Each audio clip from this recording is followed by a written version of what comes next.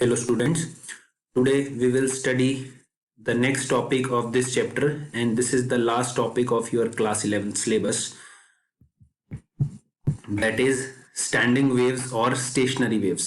हमने इससे previous lecture में प्रोग्रेसिव वेव के बारे में पढ़ा था कि वेव जो एक पॉइंट से दूसरे पॉइंट तक जाती है, प्रोग्रेस करती है, उसको हम प्रोग्रेसिव वेव बोलते हैं। वो ट्रांसवर्स वेव भी हो सकती है, लॉन्गिट्यूडनल वेव भी हो सकती है, ठीक है। फिर हमने उसका प्रोग्रेसिव वेव का एनालिटिकल ट्रीटमेंट किया था और उससे निकाला था कि any displacement of particle in a progressive wave is given bye r sin omega t minus kx, where k is the wave number, omega is the angular frequency, and if omega t minus kx then wave is moving in positive x direction, and if omega t plus kx then wave is moving in negative x direction। तो हमने standing wave के बारे में पढ़ा था, sorry हमने progressive wave के बारे में पढ़ा था। आज हमने पढ़ना है उन प्रोग्रेसिव वेव्स से बनने वाली स्टैंडिंग वेव्स, या उसको बोलते हैं स्टेशनरी वेव्स। नाम से ही पता चल रहा है स्टैंडिंग वेव या स्टेशनरी वेव की वहीं पर रुक जाने वाली वेव, ठीक है। किसी पॉइंट पे रुक जाने वाली वेव प्रोग्रेसिव वेव, उनको बोलते हैं हम स्टैंडिंग वेव या स्टेशनरी वेव।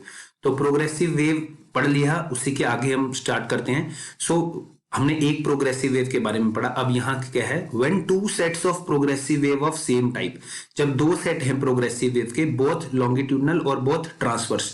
कोई भी दो प्रोग्रेसिव वेव है, या दोनों लॉन्गिट्यूडनल होनी चाहिए या दोनों वो ट्रांसवर्स वेव होनी चाहिए। प्रोग्रेसिव वेव दोनों होती हैं। They should having the same amplitude and same time period, frequency, wavelength, traveling with the same speed along the same straight line in opposite direction, superimpose, so a new set of waves are formed. These are called stationary waves। तो simple सी language में क्या है, दो progressive wave हैं, ठीक है, दो progressive wave, या दोनों स्टेशनरी होनी चाहिए, दोनों लॉन्गिट्यूडनल होनी चाहिए या दोनों ट्रांसवर्स होनी चाहिए। दो प्रोग्रेसिव वेव आपस में क्या करती हैं, एक डायरेक्शन से आ रही है, किससे, ऑपोजिट डायरेक्शन में आ रही है, दोनों आपस में आके क्या करती हैं, सुपर इंपोज करती हैं, ठीक है। दोनों अपने ऑपोजिट डायरेक्शन में आ रही है, एक दूसरे के ऊपर अगर ओवरलैप करी तो सुपर इंपोज करी, मतलब सुपर पोजिशन प्रिंसिपल हमने पढ़ा था। तो जब सुपर इंपोज करती हैं तो एक नया सेट ऑफ वेव्स बनता है। उन सेट ऑफ वेव्स को हम बोलते हैं स्टेशनरी वेव्स या स्टैंडिंग वेव्स। दो प्रोग्रेसिव वेव ऑपोजिट डायरेक्शन में आएंगी तो एक नया सेट ऑफ वेव्स बनेगा, उसको स्टेशनरी वेव या स्टैंडिंग वेव बोलते हैं। What is the next point? The resultant wave do not propagate in any direction। मैंने पहले भी बताया, नाम से ही पता चल रहा है स्टेशनरी वेव, तो वहीं रुक जाने वाली वेव, ठीक है। सो द रिजल्टेंट वेव, जो रिजल्टेंट वो होगी, वो कहीं भी प्रोपोगेट नहीं करेगी किसी भी डायरेक्शन में। In stationary waves there are certain points which are at rest. अब जो स्टेशनरी वेव बन गई उसके बारे में बात करेंगे कि उस वेव में कुछ ऐसे पॉइंट होंगे जो बिल्कुल रेस्ट पे होंगे। रेस्ट पे होंगे मतलब उनका डिस्प्लेसमेंट जीरो होगा थ्रू आउट, उस वहां पर डिस्प्लेसमेंट क्या होगा, जीरो होगा उन वेव्स में। तो ऐसे पॉइंट्स को हम नोड्स बोलते हैं। नोड्स, इसके बारे में और भी पढ़ेंगे, ऐसे पॉइंट्स को क्या बोलते हैं, नोड्स। और कुछ पॉइंट ऐसे होंगे जो वाइब्रेट करेंगे अपनी मीन पोजीशन के around he with the largest amplitude, ठीक है। जो स्टेशनरी वेव बनी उसमें कुछ पॉइंट ऐसे होंगे जिसका जीरो डिस्प्लेसमेंट होगा, उसको बोलेंगे नोड्स। कुछ पॉइंट ऐसे होंगे जिसका मैक्सिमम डिस्प्लेसमेंट होगा, मतलब वो एम्पलीट्यूड तक अपने वाइब्रेट कर रहे होंगे about this mean, about their mean position, उनको बोलेंगे एंटी नोड्स, ठीक है। So nodes and anti nodes. So this is about stationary wave. Now 2 points you have to remember. What are the 2 points? For reflection at a rigid boundary, there is a phase change or phase reversal of pi or 180 degree। मतलब suppose एक wave है, ये boundary है, fix bound, ये wave आ रही है यहाँ से, वेव आने के बाद क्या करेगी, यहाँ टकराएगी, टकराने के बाद क्या करेगी, वापस आएगी, 180 डिग्री का फेज रिवर्सल होगा। क्लियर, 180 डिग्री का फेज रिवर्सल होगा। That means crest reflect as trough and vice versa। So time changes by t/2 and path changes by λ/2। अभी और क्लियर होगा ये, इतना याद रखना है कि रिफ्लेक्शन होगा तो फेस चेंज होगा कितना, 180 डिग्री का, जब रिफ्लेक्शन किसी पे रिजिड बाउंड्री पे होगा, ठीक है। बट जब रिफ्लेक्शन किसी ओपन सरफेस पे या फ्री सरफेस पे होगा तो कोई भी फेस चेंज नहीं होगा। जब रिफ्लेक्शन एक्चुअल में ओपन सरफेस पे रिफ्लेक्शन नहीं होगा, उसके बारे में आगे और डिस्कस करेंगे। बट अगर दोनों साइड या एक साइड ओपन सरफेस है, वेव यहां जा रही है बट ये ओपन सरफेस है, हमने यहां से वापस देख रहे हैं कि सपोज यहां से वेव वापस आ गई, तो जब वापस आएगी टकरा के, तो रिफ्लेक्शन तो एक्चुअल में है नहीं, ओपन सरफेस है, तो उसमें कोई भी फेस चेंज नहीं होगा। मतलब क्रेस्ट पे ही फॉल करेगा और ट्रफ पे ही फॉल करेगा। Clear, so there is no phase change, no, so time changes by zero and path changes by zero, ठीक है। टाइम भी जीरो से चेंज होगा और पाथ भी जीरो से चेंज होगा, clear, so there is no phase change. जब हम बेटा फेज चेंज की बात करते हैं, फेज उसका मतलब हम चेंज इन डायरेक्शन, एंगल की बात करते हैं। जब हम पाथ चेंज की बात करते हैं तो हम चेंज इन डिस्टेंस, उसके डिस्टेंस में दोनों में कितना वेरिएशन आया, तो वो पाथ चेंज होता है। सो फेज चेंज और पाथ चेंज, ठीक है। तो ये 2 पॉइंट रिमेंबर रखने हैं। Rigid boundary 180 degree phase change, open boundary no phase change. Exceptions, so there are some exceptions. Longitudinal pressure waves, जो लॉन्गिट्यूडनल वेव्स होती हैं, suffer no phase change for rigid end, that is compression pulse reflect as compression pulse. तो जो जब हम rigid boundary की बात करते हैं तो जब, बट ये ट्रांसवर्स वेव के लिए, अगर लॉन्गिट्यूडनल वेव हो तो रिजिड बाउंड्री में कोई भी फेज चेंज नहीं आता, और जब लॉन्गिट्यूडनल वेव रिफ्लेक्ट करेगी फ्री सरफेस से या ओपन बाउंड्री से तो फेज चेंज आता है किसका, पाई का, ठीक है, 180 डिग्री का फेज चेंज आता है। तो लॉन्गिट्यूडनल वेव एक्सेप्शन है, जो बाकी वेव से लॉन्गिट्यूडनल वेव्स ऑपोजिट रिएक्ट करती हैं, clear. So these are the points you have to remember. Now formation of stationary waves in a string, तो हम क्या पढ़ेंगे स्टेशनरी वेव स्ट्रिंग में। उससे पहले आपको एक और चीज बता दो, जो ये मैंने पॉइंट बोला, 2 points you have to remember for, तो मतलब सपोज मेरे पास ये रिजिड बाउंड्री है, ठीक है, ये रिजिड बाउंड्री है, यहां से एक वेव आ रही है, यहां टकराई, टकराने के बाद वो रिफ्लेक्शन हुई वापस आई, तो कैसे होगी रिफ्लेक्शन, ये ऑपोजिट डायरेक्शन, ये रिफ्लेक्शन हुई, ठीक है, ये रिफ्लेक्शन हुई, तो ये क्या हुआ, यहां क्रेस्ट था और यहां पर जो वेव आई थी ट्रफ था, इससे अपोजिट क्या हो गया, crest. So crest falls on trough, यही लिखा है ना मैंने, crest reflect as trough and vice versa, clear. एक वेव का क्रेस्ट, दूसरी वेव का ट्रफ, तो बिल्कुल ऑपोजिट हो गया, ये पॉजिटिव था, यहां नेगेटिव था, तो 180 डिग्री का फेज चेंज इसलिए बोलते हैं, 180 डिग्री का फेज चेंज। तो देखो अब एक चीज और, यहां पर सपोज ओपन बाउंड्री है, अभी इधर क्या है, ओपन बाउंड्री है, क्लियर, ये इस साइड ओपन बाउंड्री है सपोज, तो वेव गई ऐसे यहां पर आया और यहीं पर ही दूसरी वेव वापस आ गया, ठीक है, इसके बारे में और पढ़ेंगे। ये होती है ओपन बाउंड्री यहां पर, क्लियर। सो यहां पर कोई भी फेज चेंज नहीं होता, जब ओपन बाउंड्री होती है कोई रिफ्लेक्शन नहीं होती, 180 डिग्री का फेज चेंज नहीं होता, clear, in case of open boundary. दूसरी चीज ये देखो, ये जो पॉइंट्स बने यहां पर जहां ये क्या है, ये पॉइंट यहां है लाइन के ऊपर जहां पर मिनिमम डिस्प्लेसमेंट है, 0 डिस्प्लेसमेंट है, इन पॉइंट्स को बोलते हैं नोड्स। और ये जो पॉइंट्स हैं, ये जो पॉइंट बने इनको बोलते हैं हम एंटी नोड्स, ठीक है, इन पॉइंट्स को क्या बोलते हैं, एंटी नोड्स बोलते हैं। सो यही था पॉइंट्स टू रिमेंबर में। Next is formation of stationary waves in a string. So according to superposition principle, resultant displacement at any point on the string is equal to vector sum of individual displacement, हमने पढ़ लिया था superposition principle previous class में। So at t is equal to 0, at time is equal to 0, जब हमने note करना start किया उस वेव को एक पर्टिकुलर टाइम पे, टाइम t0 पे, so crest of one waves falls on the crest of another waves and trough falls on the trough of another wave. So resultant displacement at every point is the sum of individual displacement. Resultant waves is represented by thick lines and displacement of particle n1 n2 n3 are 0, they are called nodes and other all are anti nodes, जो मैंने आपको बताया। ये देखिए suppose आप ये वाला diagram लो जो हमने साइन वेव पढ़ा था, ये फॉर रेफरेंस, ये डायग्राम लिया, हम टाइम t0 पे नोट करना स्टार्ट कर रहे हैं। तो यहाँ देखिए 2 वेव्स हैं, ठीक है ना, 2 वेव्स हैं। यहाँ क्या हो रहा है, एक वेव है, ये ब्लैक लाइन वाली वेव है, ये वेव जा रही है, क्लियर, और दूसरी वेव, ये स्ट्रिंग के बारे में अगर बात करें, ठीक है, स्ट्रिंग के बारे में बात करें, ये एक वेव है और दूसरी वेव ये डॉटेड लाइन वाली वेव है, दोनों जा रही है सपोज, ठीक है, 2 वेव सुपर इंपोज कर रही है। ये डॉटेड लाइन वाली वेव इस डायरेक्शन से आ रही है, ये एरो बना हुआ है इस डायरेक्शन से, और ये ब्लैक लाइन इस डायरेक्शन से आ रही है, क्लियर, ये दोनों। पर यहाँ क्या कर रहे हैं, दोनों का क्रेस्ट एक साथ है, crest of one false on the crest of other, दोनों का बेशक डिस्प्लेसमेंट चेंज है, एम्पलीट्यूड चेंज है दोनों का, क्लियर। तो रिजल्टेंट वेव क्या बनेगी, ये डार्क लाइन, जो पिंक डार्क लाइन है, in case of t equal to 0, क्लियर। नेक्स्ट कुछ टाइम t/4 कहां आता है, यहाँ पे अगर हम साइन वेव पे देखें, यहाँ t/4 आता है, मतलब ये वेव स्टार्ट ही यहां से होनी चाहिए। ये वाली जो y एक्सिस है, मतलब सपोज वो यहां पर है y एक्सिस, यहां से स्टार्ट, तो देखिए यहीं से स्टार्ट हो रही है ये t/4 से, एक वेव यहां से आ रही है, नेक्स्ट वेव जो दूसरी डॉटेड लाइन वेव है वो इस डायरेक्शन से आ रही है, क्लियर। सो ये वेव इधर आएगी, ये वेव, तो कुछ पॉइंट्स ऐसे हैं जहां पर एम्पलीट्यूड 0 है और कुछ पॉइंट ऐसे हैं जहां एम्पलीट्यूड मैक्सिमम है, so there are nodes and anti nodes. Clear. Next क्या है, time 2t/4, 2t/4 means t/2, यहां पर ये नेक्स्ट यहां पर है, मतलब ये वाली वेव ऐसे जाएगी और इससे ऑपोजिट वेव, मतलब यहां पर अगर ये वेव है, सपोज ये वेव ऐसे है स्टार्टिंग में, इनके हिसाब से, इसके हिसाब से हम डायग्राम बना रहे हैं, ठीक है, साइन वेव के हिसाब से, तो ये पूरी वेव होगी ना, यहां खत्म होगी।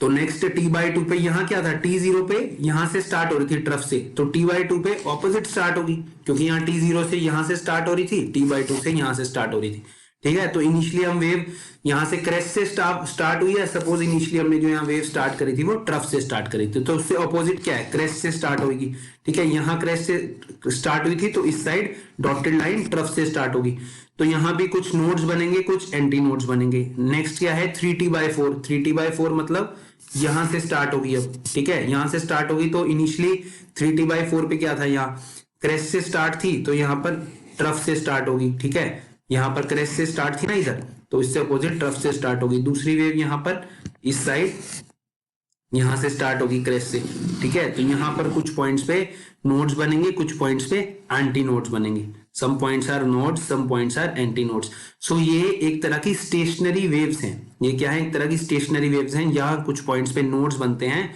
और कुछ पॉइंट पे एंटी नोड बनते हैं। नोड क्या, जहां displacement 0, anti node where the displacement is maximum. Clear.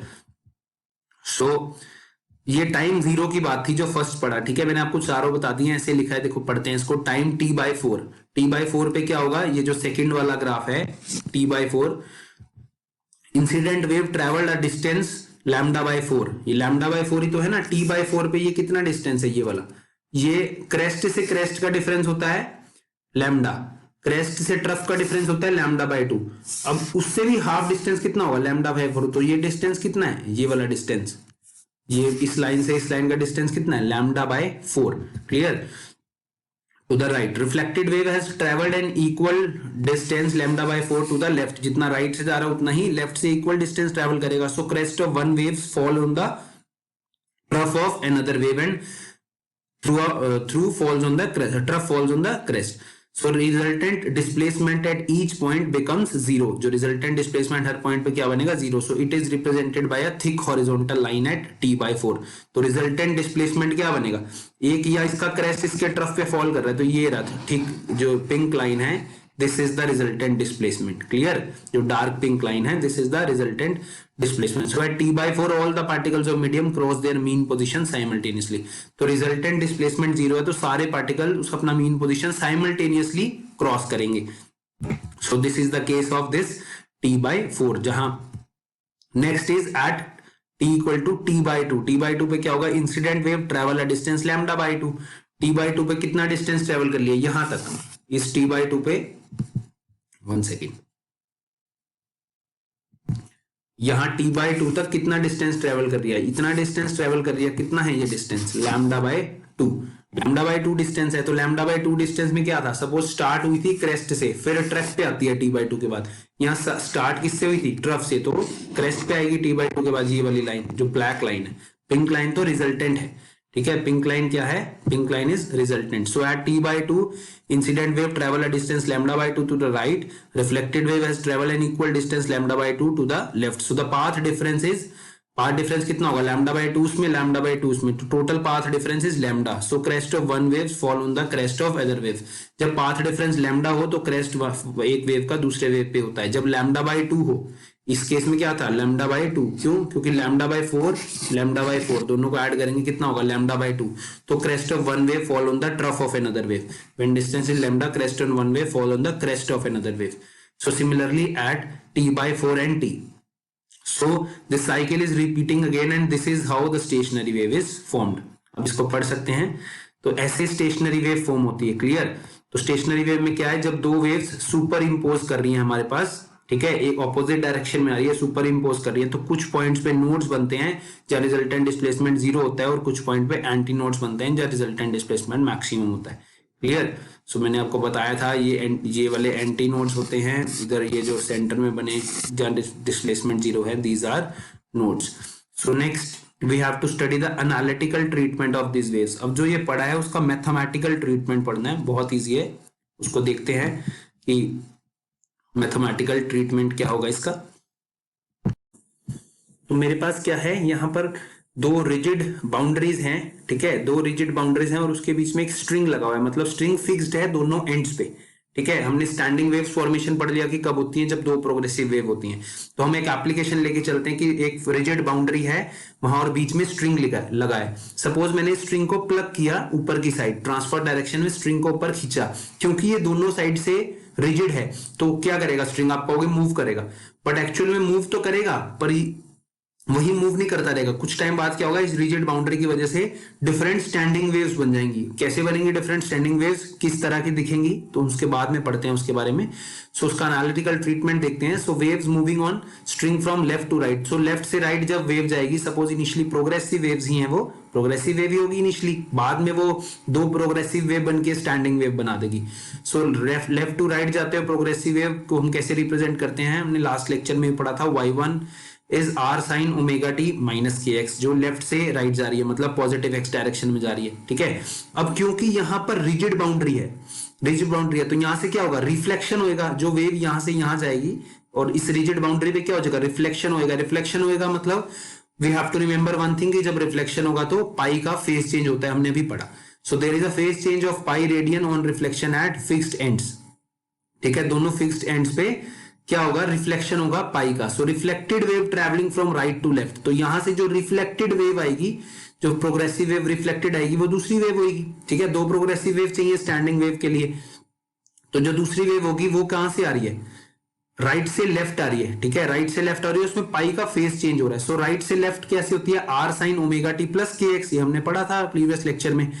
Plus इसमें कितना इनिशियल फेज है, हमने इनिशियल फेज पढ़ा था ना, अगर कुछ वेव हो पहले से चल रही है उसमें इनिशियल फेज हो फाई नोट, तो इस वेव में कितना इनिशियल फेज है, जब ये यहां से आ रही है पाई का फेज चेंज होगा, ठीक है। सो पाई का फेज चेंज है, सो साइन थीटा या साइन समथिंग प्लस पाई कितना होता है, माइनस साइन पाई, ठीक है, साइन समथिंग प्लस पाई, मतलब थर्ड क्वाड्रेंट में जाएगा, थर्ड क्वाड्रेंट में साइन नेगेटिव होता है। So minus r sine omega t plus k x, r sine omega t के plus k x plus pi क्या हो जाएगा, minus r sine omega t plus k x. ये अपने ट्रिग्नोमेट्रिक आइडेंटिटीज पढ़ी होंगी। So according to superposition principle the resultant displacement at any time and position x is given by. So हमारे पास दो अब प्रोग्रेसिव वेव आ गई, एक r sine omega t minus k x और दूसरी क्योंकि उसमें पाई का फेस चेंज हो रहा था और वो राइट से लेफ्ट को मूव कर रही थी रिफ्लेक्ट होने के बाद, तो यहाँ प्लस साइन आएगा और यहाँ प्लस पाई एक्स्ट्रा आ जाएगा, जिसकी वजह से जो हमारे पास क्या आया, minus r sine omega t plus k x. अब मेन चीज यही थी समझनी। उसके बाद क्या है, resultant displacement y1 plus y2, तो y1 प्लस y2 कर देंगे, y1 प्लस y2 करा, माइनस r कॉमन ले लिया, तो अंदर बच गया sine c minus sine d, sine c minus sine d. आपने इसका फॉर्मूला पढ़ा होगा ट्रिग्नोमेट्रिक में, sine c minus sine d is 2 cos c plus d by 2 sine c minus d by 2। अगर नहीं पढ़ा तो मैंने यहाँ लिखा है 2 cos c plus d by 2 sine c minus d by 2, where c is omega t and d is where c is omega t plus kx and d is omega t minus kx, clear. तो यहां से अगर इस formula में निकालने और y निकालने तो मेरे पास y क्या आ गया, minus 2r cos omega t sin kx, minus 2r cos omega t sin kx। Simple mathematics है, this kx cancel with kx here, 2 omega t by 2 is cos omega t, तो यहाँ cos omega t आ गया। Next is this omega t cancels with this omega t, kx plus kx is 2akx divided by 2 is kx, so sin kx। सो हमारे पास जो resultant displacement आया y that is minus 2r cos omega t into kx, clear. So resultant displacement is minus 2r sin kx cos omega t। अब देखिए आप, जो resultant wave आई, ठीक है, कल हम पढ़ रहे थे प्रीवियस लेक्चर में कि r sin omega t minus kx होता है सपोज, ठीक है, या कोई भी अगर हम वेव पढ़े तो हम उसको रिप्रेजेंट कर सकते हैं किससे, y is equal to a sine omega t या a cos ओमेगा टी, है ना। जो इसमें ये a होता है एम्पलीट्यूड, ये कांस्टेंट होता है, ठीक है, बट यहां देखो इस cos ओमेगा टी के आगे जो ये सारा है ये क्या एम्पलीट्यूड है, और इस एम्पलीट्यूड में ये x है, x का फंक्शन है साथ में, k क्या है, wave number 2 pi by lambda हमने पढ़ा था, x है, x तो चेंज हो रहा है ना, x चेंज हो रहा है, that means this amplitude is not constant. Amplitude constant नहीं है, कहीं मिनिमम होगा, कहीं मैक्सिमम होगा, कहीं पर कुछ वैल्यू होगी, that means these are this is the resultant of a standing wave, ये कोई प्रोग्रेसिव वेव नहीं है, ठीक है, that is a standing wave. जो सिंपल वेव होती है उसकी तो y equal to a sine omega t amplitude constant होता है, बट यहां पर एम्पलीट्यूड कांस्टेंट नहीं है, वो इस x पे डिपेंड कर रहा है, that means this is a standing wave. So 2r sin x is an amplitude of oscillation of an element located at a position x. So for different values of x, amplitude is different. So in a progressive wave, amplitude of wave is same for all elements. तो progressive wave में तो क्या होता है, amplitude same होता है, हमने पढ़ा a sin omega t, r sin omega t, तो r क्या है, कांस्टेंट है, clear. So equation 1 must represent a standing wave. So standing wave में एम्पलीट्यूड वेरी करता है, क्लियर, कहीं पर कम है, कहीं नोड्स, कहीं एंटी नोड्स, कहीं पर जीरो डिस्प्लेसमेंट हमने पढ़ा। सो दैट जो वेव बनी है किसकी वजह से, स्ट्रिंग को प्लग करने की वजह से, स्ट्रिंग को यहां मैंने प्लग किया ऊपर, तो क्या बनेगा, यहां ऊपर चला जाएगा, नीचे जाएगा, फिर डिफरेंट डायरेक्शंस में जाएगा। तो जो ये वेव बनी है ये कैसी है, स्टैंडिंग वेव, जिसकी इक्वेशन है this, y is equal to -2r kx cos omega t. सो यहां पर पहुंच गए हम डिस्प्लेसमेंट पे, ठीक है। उसके बाद क्या है, हमारे को ये पता है कि स्ट्रिंग दोनों एंड से फिक्स है, स्ट्रिंग क्या है, दोनों एंड से फिक्स है, स्ट्रिंग यहां दोनों एंड से फिक्स है, x is equal to 0, x is equal to l, that means x is equal to 0 और x is equal to l पे क्या होना चाहिए, अगर स्ट्रिंग दोनों एंड से फिक्स है तो x इज इक्वल टू 0 और x is equal to l पे नोड्स होना चाहिए, अगर दोनों एंड से फिक्स है तो, क्लियर। और नोड है तो क्या है, नोड है तो मतलब y की वैल्यू जो डिस्प्लेसमेंट है वो क्या होगा, 0। If we have node then the displacement is 0, displacement 0 होगा। So at x is equal to 0 y is equal to 0 and at x is equal to l also y is equal to 0. Why? Because these are the boundaries. Boundaries पे क्या बनेगा, nodes बनेगा, nodes में displacement 0, clear. तो ये वाली condition हम लगाते हैं, हमारे पास क्या आया था, y is equal to -2r cos omega t, clear, y is equal to ये आया था, y is equal to -2r sin kx cos omega t। सो जब यहाँ x को 0 रखूंगा मैं, x को 0 रखूंगा तो क्या हो जाएगा, साइन 0 क्या होता है, 0, ठीक है। So this whole term becomes 0, ये पूरी टर्म क्या होगी, 0। So at x is equal to 0 y is equal to 0, हमें पता है ये, ठीक है। But at x is equal to l, जब यहाँ x की जगह मैं l रखूंगा तो क्या होगा, at another end x is equal to l, when x is equal to l we have to put y is equal to 0, y तो तब भी 0 होना चाहिए। सो x को l रखूंगा तो -2r sin k, x की जगह क्या आ जाएगा, l cos omega t, and this should be 0 because at the position L at the boundary condition there is a node पे y क्या होता है, 0। so this thing is 0. now cos omega t cannot be 0 because there is some frequency, there is some time, तो cos omega t 0 नहीं होगा। 2 भी constant है, r भी कुछ होगा, एम्पलीट्यूड ये भी 0 नहीं हो सकता, that means this sin kl should be 0, this whole thing is 0, cos omega t is not 0, 2r is not 0, that means sin kl is 0. so when sin kl is 0, sin की value 0 कब होती है, 0 पाई 2 पाई 3 पाई, that means n पाई, मतलब n की value कहाँ होगी, 0 1 2 3, ठीक है। सो साइन के L is 0, that means sine 0 को हम क्या लिख सकते हैं, sine n pi, where n is 0 1 2, sine pi डाल लेंगे तो भी ये 0 आएगा, साइन 2 पाई डाल लेंगे तो भी 0, 3 पाई भी 0, तो हम 0 को क्या लिख सकते हैं, sine n pi. So sine के L is sine n pi, that means K L is equal to n pi, K L is equal to n pi, और k को क्या लिख सकते हैं हम, 2 पाई बाय लैम्डा वेवलेंथ। तो यहां से हम जब वेवलेंथ निकालते हैं, बहुत इंपॉर्टेंट रिलेशन, वेवलेंथ निकालते हैं तो ये वेवलेंथ आता है 2l by n, 2l by n। So ऐसी वेव्स बनेंगी जिनकी वेवलेंथ होगी 2l by n, 2 into length, total length of string divide by n। So n हम डाल सकते हैं 1 2 3 4, n इज अ नंबर, उसको n1 डाल लेंगे तो लैम्डा कितना आ जाएगा, 2l, ठीक है। n2 डाल लेंगे तो लैम्डा कितना आ जाएगा, n को 2 डालेंगे तो लैम्डा l आ जाएगा, वेवलेंथ l। जो वेव्स बनेंगी स्टैंडिंग वेव्स, उनके डिफरेंट डिफरेंट वेवलेंथ आएंगी, जिनको हम नॉर्मल मोड्स भी बोलते हैं वाइब्रेशन के। तो कि वो स्ट्रिंग प्लग करने के बाद कैसे मोड्स बनेंगे, क्लियर। आपको उन मोड्स के बारे में नहीं पढ़ना, बट आपको बस इतना, यहाँ लैम्डा तक अगर डेरिवेशन आएगी तो यहाँ लैम्डा तक सॉल्व करना है। आप देखिए ये स्ट्रिंग था, स्ट्रिंग के कॉर्नर्स हमने सेंटर में प्लग किया तो ये क्या बना, एक वेव बनी ऐसी जिसमें सेंटर में एंटी नोड है और कॉर्नर्स में नोड है, ठीक है। फिर उसके बाद क्या बनेगी, 2 एंटी नोड्स बन जाएंगे, 3 नोड्स बन जाएंगे, ये वेव्स हैं, 2 एंटी नोड्स 3 नोड्स वाला, क्लियर। ये कब, जब n की वैल्यू 2 डालेंगे, n की वैल्यू 3 डालेंगे तो और बन जाएंगे नोड्स और एंटी नोड्स, ठीक है। सो ये स्टैंडिंग वेव्स बन जाएंगे, और आपकी बुक में इस तरह दिया होगा। ये क्या है, ये फर्स्ट जो हमने यहाँ देखा, ये फर्स्ट वाला, ये फर्स्ट डायग्राम है, ठीक है, जहां पर लैम्डा क्या है 2l, या लैम्डा 2l के इक्वल आ रहा है, ठीक है, जब n को 1 डाल लेंगे, ठीक है, यहाँ लैम्डा एल के इक्वल आ रहा है, क्लियर, यहाँ लैम्डा 2l/3 के इक्वल आ रहा है। सो ये डिफरेंट स्टैंडिंग वेव्स फॉर्मेशन होगा, जहां मिनिमम डिस्प्लेसमेंट होगी वहां नोड्स बनेंगे, जहां मैक्सिमम डिस्प्लेसमेंट होगी वहां एंटी नोड्स बनेंगे, क्लियर। तो अगर आपको एग्जाम में आया एनालिटिकल ट्रीटमेंट, आपने लैम्डा तक वैल्यू निकालनी है, बिकॉज आपको बुक में मिलेगा normal modes, overtone, frequency, first harmonic, ये सब आपको नहीं पढ़ना, क्लियर। इस बार सिलेबस में नहीं है वो, सो बुक में आपके दिया हुआ है और आपको ये डायग्राम बनाना है। सो ये क्या था, हमने दो स्ट्रिंग थी जो दोनों एंड्स से अटैच थी, ठीक। So next is we have to study standing waves in closed organ pipe. Closed organ pipe, अब ऑर्गन पाइप क्या होता है? Organ pipe are the musical instrument which are used for producing musical sound by blowing air into pipe, just like flute. तो उसमें क्या होता है, basically क्या है, म्यूजिकल इंस्ट्रूमेंट होता है कि जिसमें हम एयर ब्लो करते हैं और साउंड प्रोड्यूस होती है, क्लियर।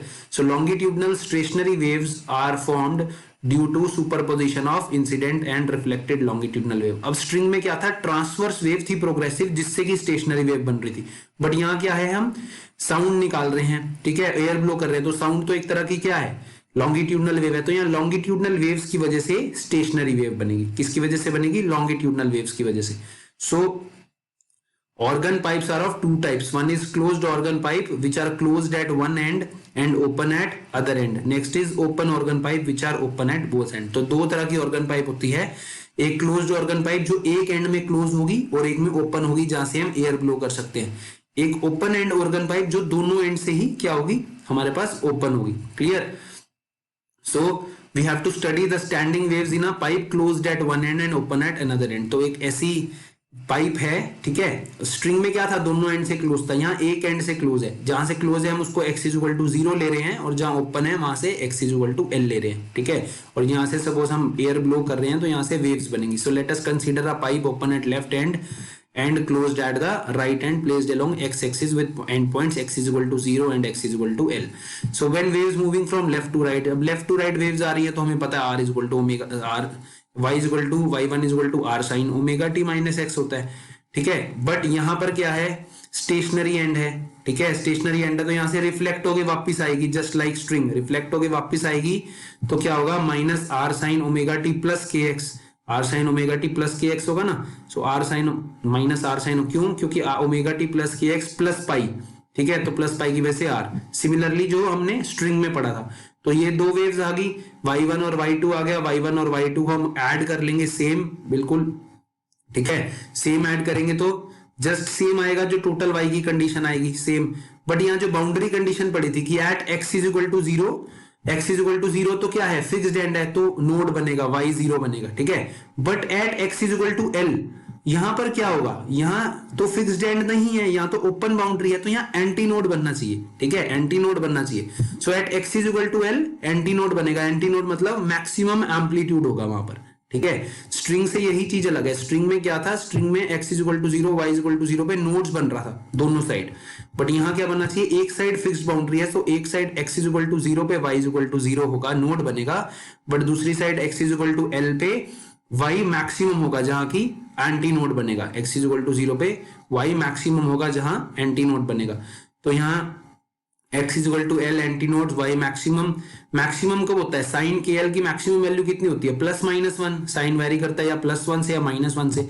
सो जब x को l डालेंगे तो साइन के एल जहां वहां 0 डाला था, यहाँ +-1, and when it is +-1, sine π/2, sine 3π/2, sine 5π/2, इन सब वैल्यू पे साइन +1 होता है। दैट मींस अगर हम जनरल लिखें तो sine 2n-1 π/2, where n is 1 2 3 4।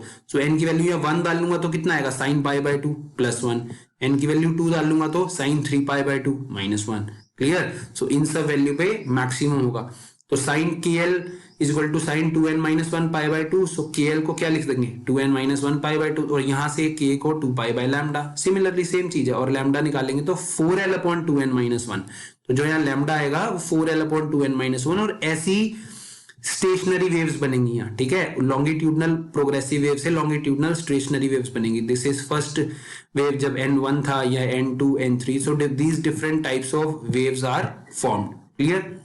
So this is a type of stationary longitudinal wave in a closed end organ pipe which is closed at one end and open at other and, जो एक and से close है और दूसरे and से open है, यहाँ anti node बनेगा और यहाँ नोड्स बनेंगे। सिमिलरली सेम डेरिवेशन है, रिजल्ट क्या आया, lambda is 4l/2n-1।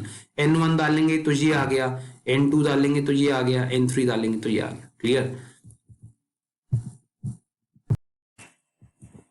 So next is standing waves in organ pipe. अब हमने क्लोज्ड ऑर्गन पाइप पढ़ लिया, जो एक साइड से क्लोज और दूसरी साइड से open. Next is open organ pipe. Open organ pipe is which is open from both the ends. ये दोनों एंड से ओपन है, x = 0, x = l, दोनों एंड से क्या है हमारे पास, ओपन है। क्लियर? अब दोनों एंड से ओपन है तो क्या रिफ्लेक्शन, तो ऐसे लगेगा जैसे मैंने यहां से साउंड ब्लो किया, यहां तक आया, रिफ्लेक्शन हुआ। बट ओपन एंड्स में क्या होता है, कोई भी फेस चेंज नहीं होता। इतना याद रखना है, जो पॉइंट्स हमने 2 points we have to remember पढ़ा था। So when a wave moving from left to right, the displacement y1 is given by, y is a function of x and t, that's why it is written yxt. y1 is given by r sin omega t minus kx, wave moving from left to right. And another waves after reflection at a free boundary, reflected waves traveling along negative x-axis is given by reflection from a free boundary। तो यहां से जो wave reflect होके आई, अब free boundary है, rigid नहीं है। Rigid होता तो पाई का फेस चेंज होता। फ्री बाउंड्री है, रिफ्लेक्शन तो है पर कोई फेस चेंज नहीं है। तो रिफ्लेक्शन है तो राइट से लेफ्ट आएगा, दैट मींस यहाँ पहले -x की जगह तो क्या हो जाएगा, +kx हो जाएगा, r sin omega t plus kx।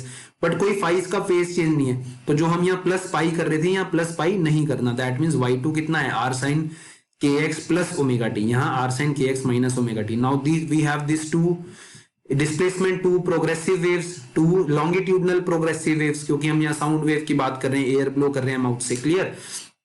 तो दोनों का रिजल्टेंट डिस्प्लेसमेंट क्या होगा, y1 plus y2। और y1 plus y2 क्या है, जब हमने पीछे पढ़ा प्रीवियस इसमें टॉपिक में क्लोज्ड एंड ऑर्गन पाइप या स्ट्रिंग में, तो यहाँ sin c minus sin d आ रहा था। यहाँ क्या आ रहा है, sin c plus sin d, और इसका फॉर्मूला होता है 2 cos c minus d/2 sin c plus d/2। तो यहाँ क्या आ गया, 2r cos kx sin omega t। यहाँ क्या आ गया, 2r, इनको करेंगे आप sin c cos c minus d/2 sin c plus d/2, तो आपके पास आएगा 2r cos kx sin omega t। So now this is my amplitude which varies with x, और मुझे पता है यहाँ क्या है, दोनों साइड ओपन है, दैट मींस x = 0 पे भी मैक्सिमम एम्पलीट्यूड है, एंटी नोड बनेगा, और x = l पे भी मैक्सिमम एम्पलीट्यूड बनेगा, एंटी नोड है। ठीक है? So at x is equal to and x is equal to 0 and x is equal to l, we have y is equal to maximum. So y is equal to maximum कब होगा, जब cos kx कितना होगा, +-1। cos की values भी क्या होती है, y मैक्सिमम पे, cos kx क्या होगा, +-1। So at y is equal to l, y is equal to l पे क्या है, cos kl maximum, that means cos kl +-1। और cos कब 1 होता है, cos की वैल्यू कब 1 होती है, cos 0 पे 1 होती है, फिर cos पाई पे -1 होती है, फिर cos 2 पाई पे +1 होती है, फिर cos 3 पाई पे -1 होती है। दैट मींस n पाई, जिसमें n की वैल्यू है 0 1 2 3, है ना। तो इन वैल्यूज पे cos n पाई वैल्यूज पे cos kl की वैल्यू मैक्सिमम होगी। So kl is equal to n pi, और यहां से हम k को 2 पाई बाय लैम्डा डाल देंगे और n और लैम्डा के बीच में रिलेशन निकालेंगे, that lambda is 2l by n, lambda is 2l by n, where n is 1 2 3, this is 2l by n। ये किसकी तरह आया, जैसे क्लोज्ड एंड ऑर्गन पाइप में आया था, lambda is 2l by n। Clear? So यहाँ भी हमारे पास कुछ lambda is equal to 2l by n करने पे कुछ जो बनेगा, ये फर्स्ट फंडामेंटल हार्मोनिक्स है। ठीक है? ये सेकंड हार्मोनिक है, n इज इक्वल टू 2 डालने पे, ये थर्ड हार्मोनिक है। देखो आप इसमें एंड्स में क्या बन रहा है, एंटी नोड ही बन रहा है। ठीक है? सेंटर में एक नोड है, यहाँ सेंटर में 2 नोड है, सेकंड हार्मोनिक्स। इनके बारे में भी, हार्मोनिक्स के बारे में भी मैथमेटिकल एनालिसिस था, वो आपको सिलेबस में नहीं है। आपको अगर डेरिवेशन आएगी तो आपको यहाँ तक निकालना है और ये बनाना है। क्लियर? आप अपनी बुक में देखेंगे तो आपको यही बना मिलेगा, this is at l is equal to lambda by 2। जब आप n को 1 डालोगे तो यहाँ से l क्या आ जाएगा, लैम्डा बाई 2। तो यहाँ लैम्डा बाई 2 1 इसलिए डालोगे क्योंकि n को 1 डाला है, n को 2 डालेंगे, n को 3 डालेंगे। तो this is just like a string. String दोनों एंड से क्लोज थी, ये दोनों एंड से ओपन है। फर्क क्या है, इन यहाँ पर एंड्स में एंटी नोड बन रहा है, स्ट्रिंग में दोनों एंड से क्लोज थी तो स्ट्रिंग में नोड्स बन रहे थे। Clear?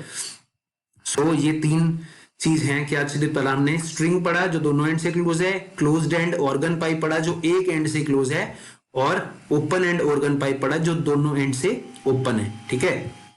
So here is the difference between progressive wave and stationary wave. So first is the disturbance produced in the medium travel onward, it being handed over from one particle to next. मतलब one particle से next में disturbance होती है, but here in the stationary waves there is no onward motion of disturbance, as no particle transfers its motion to the next. Each particle has its own characteristics. So amplitude of each particle is same but phase change continuously in progressive wave, and amplitude is different in stationary wave. Progressive wave में amplitude same रहता है, stationary wave में amplitude change होता है. ये भी difference है. हमने इन सब चीज के बारे में डिस्कस कर लिया. आप इसका स्क्रीनशॉट लेके इसको अच्छे से पढ़ सकते हैं, कोई प्रॉब्लम नहीं है. तो ये कुछ डिफरेंस हैं प्रोग्रेसिव वेव और स्टेशनरी वेव्स में, हमने जो डिस्कस कर लिया है. क्लियर. बट आपसे डायरेक्ट क्वेश्चन पूछ सकते हैं, इसलिए मैंने यहाँ लिखा है कि what is the difference between progressive wave and stationary wave. तो आप इसके पॉइंट्स लिख सकते हैं. Next is beats, the last topic of this chapter. Beats. Beats एक अलग फिनोमिना है. ठीक है. अभी तक हम पढ़ रहे थे दो वेव्स आ रही हैं, दो प्रोग्रेसिव वेव आ रहे हैं जिसकी फ्रीक्वेंसी सेम है, फ्रीक्वेंसी सेम है, हमेशा हम ये बात कर रहे थे. बट अब जो हम पढ़ेंगे वो क्या है, दो वेव्स हैं हमारे पास. ठीक है. दो वेव्स हैं बट उनकी फ्रीक्वेंसी में चेंज है, स्लाइटली चेंज है दोनों की फ्रीक्वेंसी.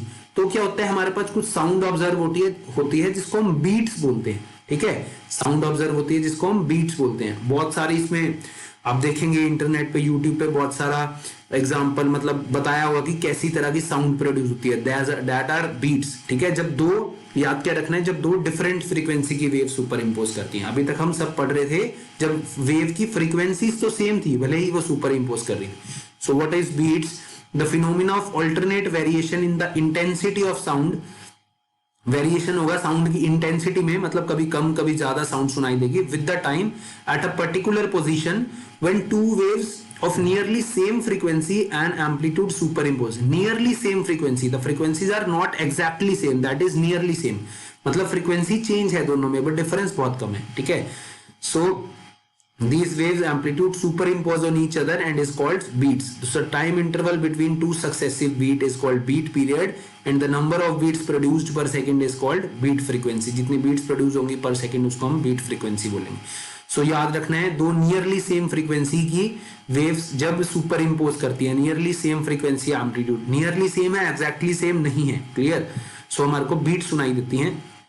मतलब बीट्स का मतलब है basically variation in intensity. Intensity में एक पर्टिकुलर पॉइंट पे इंटेंसिटी में वेरिएशन दिखेगा. So in order to hear the distinct beats, हमें बीट सुनाई दें उसके लिए जो टाइम इंटरवल होना चाहिए between two successive beats must be greater than 1/10th of second, क्योंकि हमारा ब्रेन तभी इंटरसेप्ट कर पाएगा उस बीट्स को. 1/10th ऑफ सेकेंड का उसमें टाइम इंटरवल होना चाहिए. ये देखिए, सपोज मेरे पास एक ये रेड कलर में एक वेव है. ठीक है. एक पर्टिकुलर फ्रीक्वेंसी एम्पलीट्यूड की एक सेकेंड वेव है जिसका एम्पलीट्यूड और कुछ फ्रीक्वेंसी चेंज है, बहुत स्लाइटली डिफरेंस है इन दोनों के एम्पलीट्यूड और फ्रीक्वेंसी में, दो वेव्स के.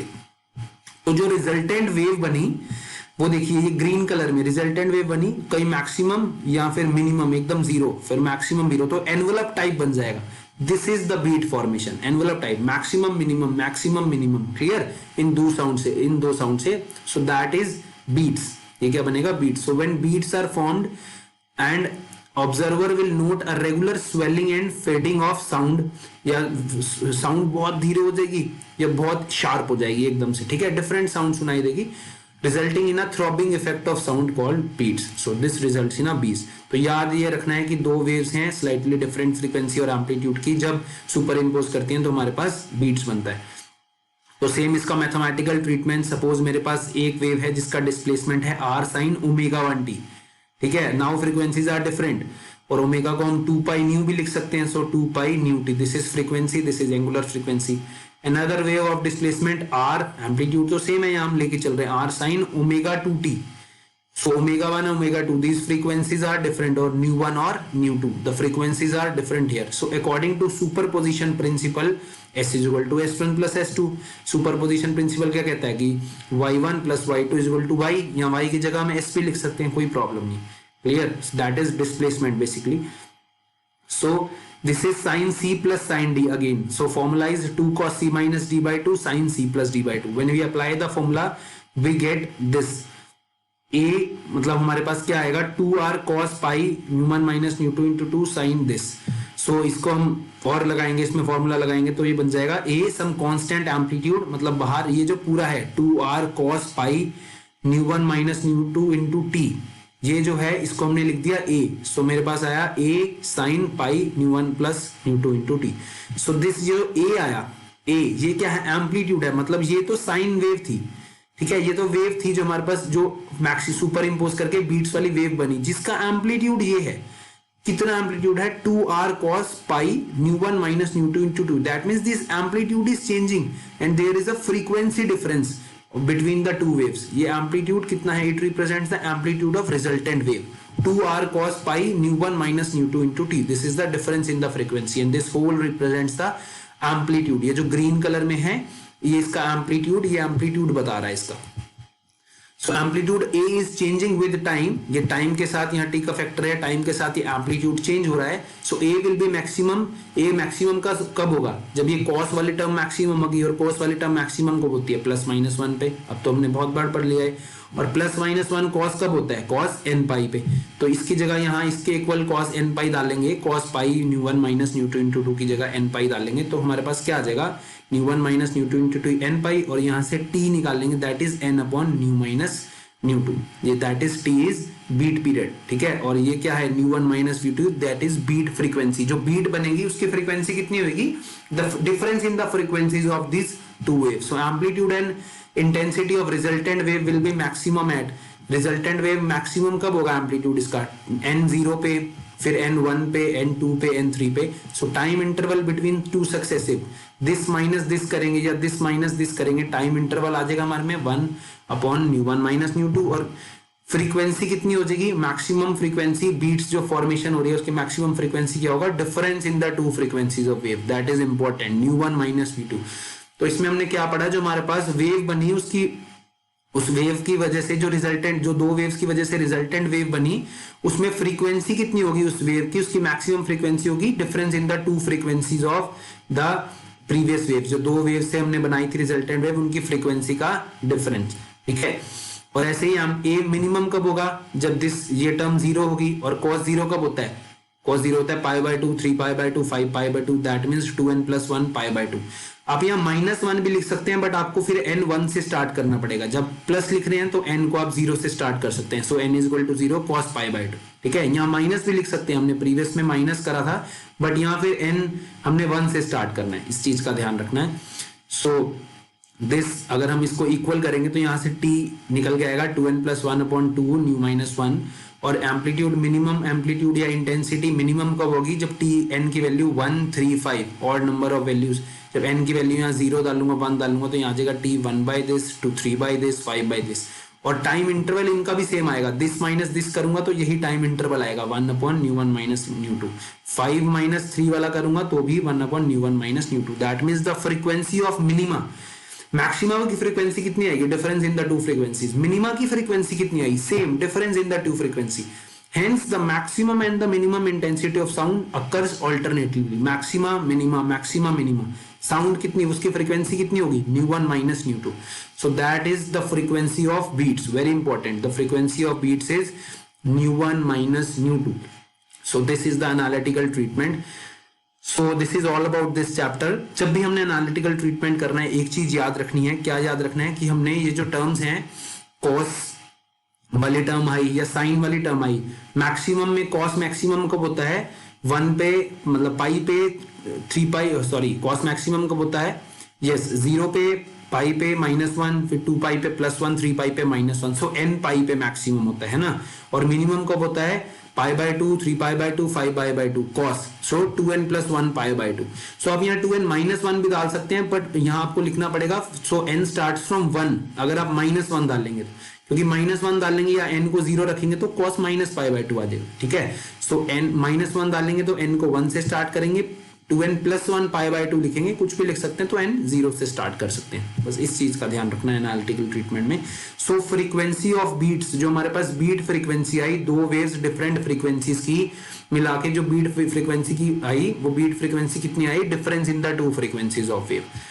So this is all about this chapter, and this is all about the syllabus of class 12. Thank you for your patience.